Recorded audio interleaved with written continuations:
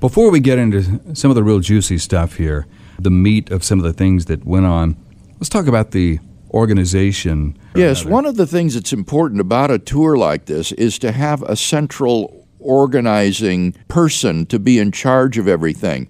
And on this trip, we actually had two separate organizations. One arranged for the 3 Krauss dialogues, and then another, the equivalent of InterVarsity Christian Fellowship, arranged for all of the university events and the church events. And the fellow working with InterVarsity, Patty Ben, did an excellent job of setting up these events, recording them. They went very well. But with the 3 dialogues, I felt there that the organizers, they were in over their heads, frankly. What they failed to do was obtain permissions from Krauss and me in writing to permit the recording of these events and then their distribution on YouTube. And although we were given assurances that everything would be recorded and that we could then later post these on reasonablefaith.org, and we were also told that they were working on having each of the dialogues live streamed on the internet so that people all over the world could watch them, and that ABC Television, that is to say the Australian Broadcasting Corporation, wanted to actually televise nationally all 3 of these dialogues. When we arrived in Australia the second evening at dinner, we were stunned by being told that, in fact, Professor Krauss had not given his permission to have these events recorded, much less distributed, that, in fact, the only event that he had said could be recorded was the first dialogue, the Brisbane dialogue, and he would not permit its release until after the event was over, and then he would decide whether or not to permit its release. And moreover, he would not decide until that time whether or not the second dialogue and the third dialogue could even be video recorded, much less released. Moreover, they told us that Professor Krauss had refused to grant permission to have the events live streamed on the internet. They would not be available. And he had blocked the permission for the ABC television network to broadcast the events live on Australian television. This was also something he wouldn't permit. So there was a great deal of censorship of these events taking place until after everything was over.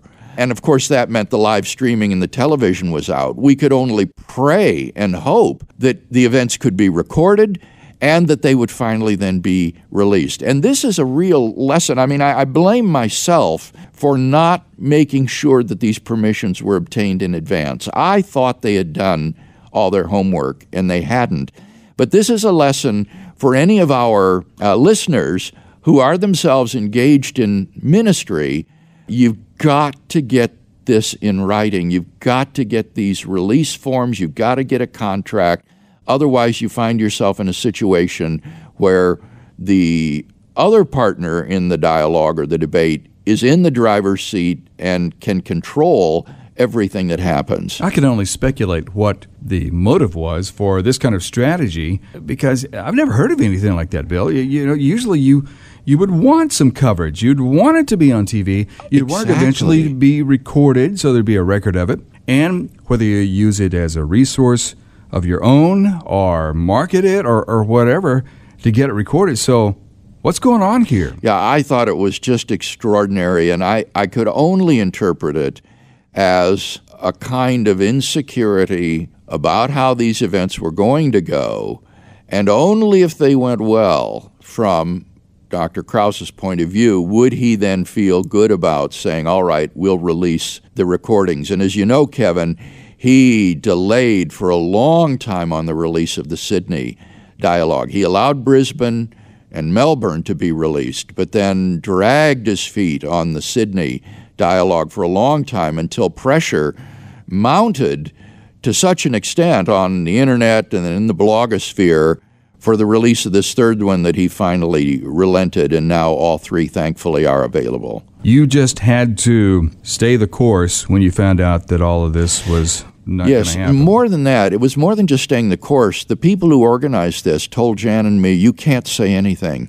you just hold your tongue about this being prevented from being on ABC and not live streamed on the internet, because if you say something and begin to complain, this could cause Krauss to react and not give permission. So they said, just hold your tongue, don't say anything until it's all over, and these debates or these dialogues are released.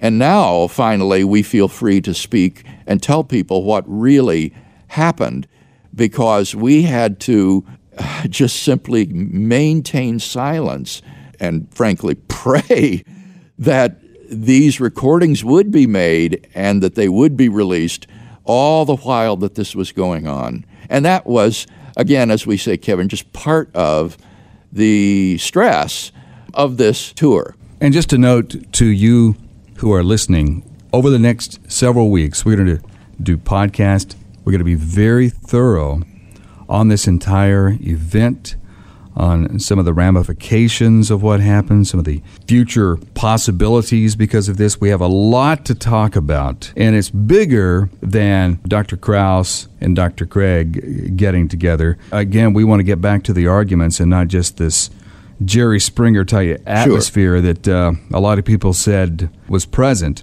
So we want to address both, because these are public events. What does this say about the future of these events, the strategy? But we also want to keep our eye on the ball, and that is the arguments